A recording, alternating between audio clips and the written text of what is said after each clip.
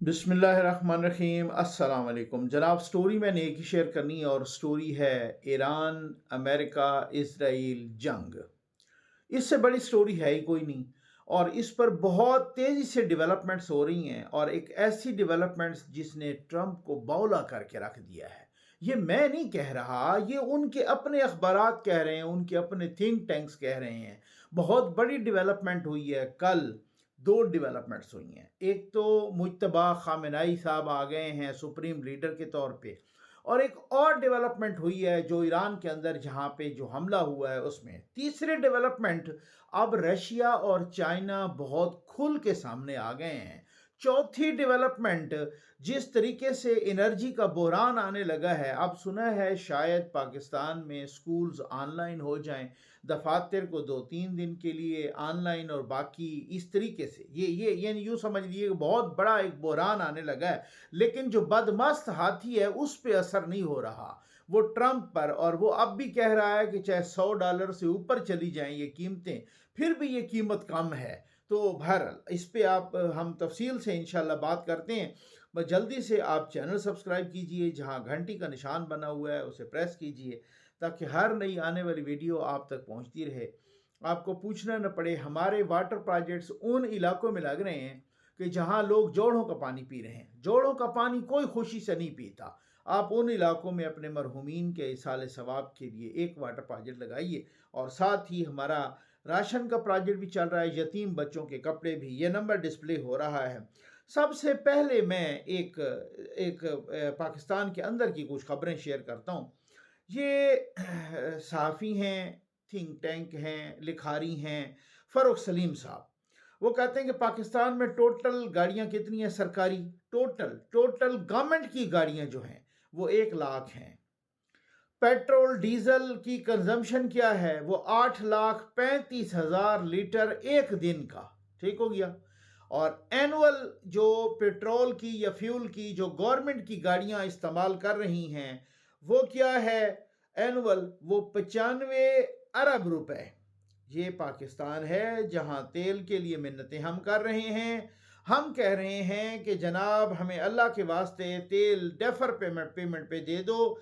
हम ये कह रहे हैं कि हमें हमें जो है ना, जिस तरीके से ये हमारे बैंक में डिपॉजिट रखवा लो, हम मिन्नतें कर रहे हैं लोगों को, हम मिन्नतें कर रहे हैं मुल्कों को, और वहाँ ये आलम है। जाहिर है जहाँ इस तरीके का वो होगा कि हुक्मरान जहाज ले लेंगे 11-11 अरब के, तो फिर अखपुल्ला बादशाही है भाई यहाँ पर, जिसका जो जी चाहेगा। मैं एक कुछ हमारे दोस्त हैं पटवारी, वो सवाल करते हैं बार बार, मुझे अच्छे लगते हैं सवाल।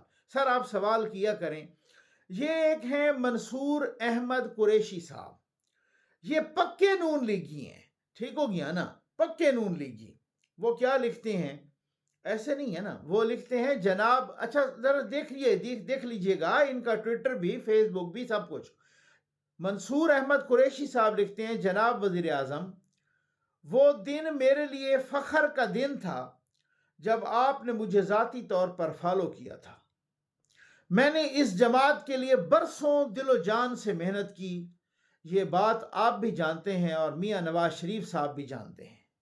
मैंने कभी किसी ओहदे की ख्वाहिश नहीं रखी, बल्कि जब मियाँ नवाज शरीफ साहब ने बतौर वज़ीर आज़म मुझे खुद बुलाकर ओहदा ऑफर किया तो चंद दिन के बाद मैंने वो भी वापस कर दिया, क्योंकि मेरी नीयत खिदमत थी, ओहदा नहीं। लेकिन आज मुझे अफसोस के साथ कहना पड़ता है कि इस हुकूमत की पॉलिसियों ने अवाम की ज़िंदगी मुश्किल बना दी है। न सिर्फ अवाम बल्कि आपके मुशीरों और ब्यूरोक्रेसी ने हमारा जीना दूबर कर दिया है। लेकिन मत भूलें, अल्लाह की ज़ात सब देख रही है। जब जुल्म आप और आपकी टीम हम और अवाम के साथ कर रही है, उसका हिसाब इंशाअल्लाह देना पड़ेगा। वक्त एक सा नहीं रहता। मैं उस घर में पैदा हुआ जहां मियाँ नवाज शरीफ साहब की हिमायत की जाती थी, मगर आज हालात यहां तक आ गए हैं कि मेरा पूरा खानदान इस जमात से शदीद मायूस है। आपकी पार्टी को कभी सपोर्ट नहीं करेंगे, कभी नहीं। आप जुल्म कर रहे हैं। आज मैं जो आवाज उठा रहा हूं वो किसी जाती मफाद के लिए नहीं, बल्कि अवाम के लिए, और शायद ये उसी हिमायत का कफारा है جو ہم نے برسوں اس جماعت کے لیے کی تھی، آپ سے معذرت، اور آپ کو اور آپ کی ٹیم کو تو میں کبھی معاف نہیں کروں گا۔ میں اپنا معاملہ اللہ پر چھوڑتا ہوں۔ یہ ہیں جناب منصور احمد قریشی صاحب۔ پٹواری جان لیں یہ کون ہے، ٹھیک ہو گیا نا، جا کے چیک کریں یہ کون ہے۔ اچھا، یہ منصور احمد قریشی صاحب کا میں نے ایک صرف ہلکا سا ٹچ دیا ہے۔ یہ بہت سارے نون لیگ کے، اب آر شہزاد صاحب کو دیکھ لیں، باقیوں کو دیکھ لیں، بہت سارے ایسے لوگ ہیں جو کہ اس طریقے سے جو ہے نا مطلب، کیونکہ ہمارے پاس پیٹرول ڈیزل پڑا تھا 1 مہینے کا سٹاک، کیونکہ اوگرا اس کو کرتا ہے نا۔ اوگرا کے ایس او پیز ہیں کہ وہ کہتا ہے جو ریفائنریز ہے نا، یہ جو باہر سے آتا ہے نا خام تیل، اس کو صاف کیا جاتا ہے، اور وہ ریفائنریز کے پاس اوگرا نے ایس او پی بنائی ہو کہ 10 دن کا تیل ہونا چاہیے۔ باقی ہیں آگے یہ جو آئل کی کمپنیاں ہیں، جیسے پی ایس او ہو گیا، شیل ہو گیا، ہیسکول ہو گیا، اٹک ہو گیا، مطلب مختلف باقی بہت سارے ہو گئے، ان کو کہتا ہے بھئی آپ رکھو 20 دن کا سٹاک، تو 30 دن کا سٹاک تو آپ کے پاس پرانا تھا، لیکن آپ نے اس پر بھی 55 روپے فی لیٹر بڑھا دیا، یعنی 115-16 ارب روپے کا ٹیکہ یہ کدھر گئے ہیں، کس کی جیب میں گئے ہیں؟ اچھا، پھر اس کے بعد یہ ستم بلائے ستم، پوری دنیا کا اب تو چارٹ آ گیا، اب تو پوری دنیا کا ایک ریکارڈ آ گیا ہے کہ اس بھارت نے تو بالکل 0% انکریز کیا ہے، باقی ہر کسی نے اگر کسی نے کیا بھی ہے تو 6% زیادہ سے زیادہ، ہم نے 20% کیا ہے۔ یعنی کیا جنگ، یہ وہی والی بات ہے، میں کہیں کسی نیوز کی ہیڈ لائن دیکھ رہا تھا کہ جنگ ایران میں ہے لیکن مہنگائی پاکستان میں ہے۔ آپ کوئی انوکھے آ گئے ہیں عوام کا ستیہ ناش کرنے کے لیے، آپ کو یہ نہیں کہ پوری دنیا کا یہی معاملہ ہے نا۔ اب میں دیکھ رہا تھا برطانیہ کے گیس کے ذخائر ختم ہو رہے ہیں، تو اس کا مطلب یہ تو نہیں ہے وہ عوام پر بم گرا دیں۔ آپ نے جس طریقے سے پرانا سٹاک بھی آپ نے نئی قیمت لگا کے بیچا ہے، اس طرح سے آپ نے، اور پھر اس کے بعد آپ اس کو نا ڈیفینڈ کر رہے ہیں، تو یہ سارے کا سارا نون لیگ کو بھگتنا پڑے گا انشاءاللہ۔ یہ آپ دیکھ لیجئے، کیونکہ وہ بھلے کہتے رہیں کچھ بھی ہو، یہ فارم 47 کی کچھ بھی ہو، کہتے ہیں ساڑی گال ہو گئی ہے، ہمارا اگلا الیکشن آنے دیں، عوام میں جانے دیں۔ آپ عوام میں منہ دکھانے کے قابل ہی نہیں رہے، یہ میں آپ کو بتا دوں۔ ایک بڑی خبر ہے بھائی، اور وہ بڑی خبر یہ ہے کہ کل ایران کے آئل کے ڈیپو پر حملہ ہوا، ٹھیک ہو گیا؟ اچھا، ایران کے آئل کے ڈیپو پر یہ حملہ ہوا۔ ہمارے ہاں بھی ہیں مختلف پیٹرول کے ڈیزل کے جو ڈیپو ہوتے ہیں، یہ ہوتا ہے نا ریفائنری سے لے آتی ہیں نا کمپنیاں لے آتی ہیں، ریفائنری صاف کرتی ہیں نا تیل کو، اور وہاں سے آگے لے آتی ہیں ٹینکروں کے ذریعے، ٹھیک ہو گیا، یا بہت ہی ایڈوانس کو ملک ہو تو پائپ لائنوں کے ذریعے، تو ٹینکروں کے ذریعے ادھر لے آتے ہیں اور وہاں پر وہ ڈیپو میں ذخیرہ کرتے ہیں، اور آگے پھر ٹینکروں کے ذریعے جاتا ہے مختلف پیٹرول پمپوں میں۔ وہ ڈیپو میں بہت بڑا تیل کا ذخیرہ ہوتا ہے، اور وہ ادھر پیٹرول بھی ہوتا ہے، ڈیزل بھی ہوتا ہے، ٹھیک ہے۔ ایران کے اس ڈیپو پر حملہ کیا امریکہ اور اسرائیل نے، ڈیپو کو آگ لگ گئی، پورا آسمان کالا ہو گیا، بارش بالکل برسنے لگی، اور کالی بارش، ٹھیک ہو گیا نا۔ اچھا، اب یہ ایک امریکہ کا ایک نیوز ایجنسی ہے، ایکزیوز، AXIOS، ایکزیوز، وہ کہتا ہے کہ US dismayed by Israel's Iran fuel strikes، sources سے۔ ایکزیوز یہ کہتا ہے، یہ ذرا خبر کو سنیے گا، کہ امریکی حکام کے مطابق اسرائیل نے ایران کے 30 فیول ڈیپو پر ایسے حملے کیے جو امریکہ کی توقع سے کہیں زیادہ بڑے تھے، جس سے جنگ شروع ہونے کے 8 دن بعد دونوں اتحادیوں کے درمیان پہلا بڑا اختلاف پیدا ہوا۔ امریکہ کو خدشہ ہے کہ عام ایرانیوں کی توانائی کی تنصیبات پر حملے ایرانی عوام کو حکومت کے حق میں متحد کر سکتے ہیں، اور عالمی منڈی میں تیل کی قیمتیں بھی بڑھا سکتے ہیں۔ اسرائیلی فوج نے کہا کہ یہ فیول ڈیپو ایرانی حکومت اپنی فوج سمیت مختلف مقاصد کے لیے استعمال کرتی ہے۔ ایرانی حکام نے خبردار کیا کہ اگر ایران کی تیل اور توانائی کی تنصیبات پر حملے جاری رہے تو ایران بھی خطے میں اسی طرح کے حملے کر سکتا ہے۔ ایرانی رہنماؤں نے یہ بھی کہا کہ اگر ایسا ہوا تو عالمی تیل کی قیمت $200 فی بیرل تک پہنچ جائے گی۔ اب یہ ایکزیوس کہہ رہا ہے کہ امریکہ اور اسرائیل میں اس پر اختلاف ہیں. امریکہ نے کہا ہے کہ ان پہ حملہ نہیں کرنا چاہیے تھا. اسرائیل نے کہا کہ ہم نے حملہ اس لیے کیا ہے کہ ایرانی فوج ان ڈیپوؤں کو استعمال کرتی تھی اور وہ ہم پہ پھر میزائل مارتی تھی. ٹھیک ہو گیا. اچھا، اب مجھے بتائیں کہ کسی نے مذمت کی ہے بھلا؟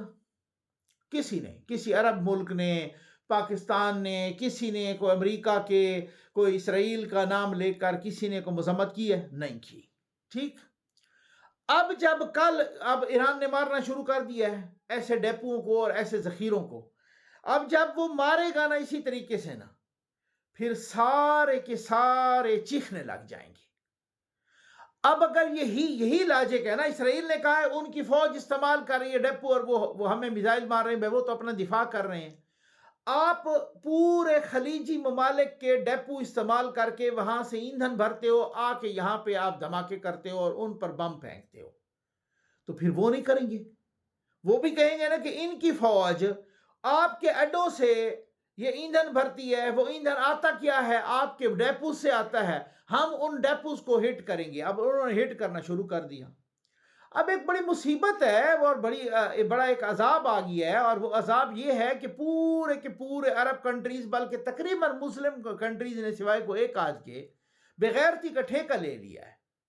اب یہ مجتبی خامنئی صاحب یعنی خامنئی صاحب کے فرزند، وہ آ گئے ہیں جناب سپریم لیڈر کے طور پہ، اور ان کا سپریم لیڈر کا باقاعدہ تقرر ہوا ہے. وہ مجلس خبرگان جو ہے، وہ جو ان کے آئین میں لکھا ہوا ہے اسی کے مطابق ہوا ہے. اچھا، اب یہاں پر کچھ پالتو کتوں کے پٹے کھول دیے گئے ہیں، بہت سارے. ٹھیک ہو گیا، میں نام کسی کا نہیں لیتا. اور ان کو وہ کہہ رہے ہیں جناب یہ تو موروثیت ہے، یہ تو وہ باپ کی جگہ پہ آیا ہے، اور یہ تو موروثیت ہے، باپ کا بیٹا ہے، تو یہ تو موروثی سلسلہ ہو گیا نا. امامت میں بھی اب موروثی سلسلہ چل پڑا ہے. میں جو کہہ رہے ہیں، میں یہ کہنا چاہتا ہوں کہ ان کو موروثیت کی الف بے کا بھی نہیں پتا. موروثیت کیا ہوتی ہے؟ موروثیت یہ ہوتی ہے کہ اگر باپ یا حکمران یا بادشاہ یا کوئی بھی وہاں پہ کوئی مذہبی رہنما، وہ اپنے بیٹے کو اپنی زندگی میں اپنے تخت پر بٹھا دے. سمجھ آ گئی آپ کو؟ ٹھیک ہے نا، یہ موروثیت ہے. جب وہ چلا جائے خود، اور اس کے بعد ان کا جو پروسیجر ہے، جو جمہوری پروسیجر ہے، اس کے مطابق اس کا سسٹم، اس ملک کا سسٹم اس کو بٹھا دیتا ہے، یہ کون سی موروثیت ہے؟ ایک بات. دوسری بات یہ ہے کہ ان کا والد شہید ہو گیا، ان کی والدہ شہید ہو گئیں، ان کی وائف شہید ہو گئی، ان کے باقی چھوٹے چھوٹے بچے شہید ہو گئے، بھانجے شہید ہو گئے، پوری فیملی شہید ہو گئی. ایسے حالات میں ادھر قدم جمانا اور مسند قبول کرنا، یہ کانٹوں والی سیج ہے یا پھولوں والی سیج ہے؟ آپ بتائیں نا. یہ کانٹوں کا بستر ہے یا پھولوں کی سیج ہے؟ بتائیں مجھے. اور خاص طور پر جب بدماست ہاتھی کہہ رہے ہوں کہ بھائی یہ اگر یہ آئے گا بندہ تو ہم اس کو ماریں گے، اور تب بھی وہ قبول کر لے، تو میں تو آپ کی عقل پہ حیران. اصل میں یہ لوگ اگر ہوتے نا، یہ اس طریقے سے بغض کے مارے، میں نے کہا آج بھی کہا، میں نے کہا ایران جنگ نے جب بہت ساری چیزوں کو ایکسپوز کیا ہے نا، امریکہ کو ننگا کیا ہے، اسرائیل کی ٹیکنالوجی کو ننگا کیا ہے، امریکہ کے بہت ساری چیزوں کو اور ان کے اپنے اور سب کچھ اس کے روب دبدبے کو ننگا کیا ہے، سب کچھ بے نقاب کیا ہے. وہاں پہ اس نے ایک اور کام بھی کیا ہے، بہت سارے زنگ آلود دلوں کو بھی بے نقاب کیا ہے. جو بغض سے بھرے ہوئے دل ہیں نا، ان کو بھی بے نقاب کیا ہے. ٹھیک ہو گیا. حالانکہ اس جنگ نے، میں نے کل بھی کہا کہ سنی، شیعہ، بریلوی، دیوبندی، ہر کسی کو متحد کیا ہے. کل میں نے آپ کو لال مسجد کے خطیب کا بیان سنایا.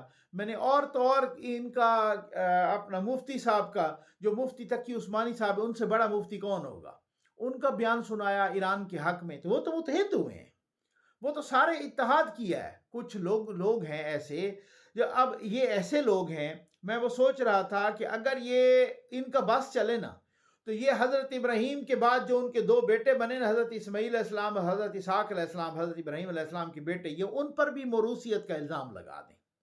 جو حضرت یعقوب علیہ السلام کے بعد ان کے بیٹے بنے نا نبی حضرت یوسف علیہ السلام، یہ ان پر بھی لگا دیں، ٹھیک ہو گیا نا؟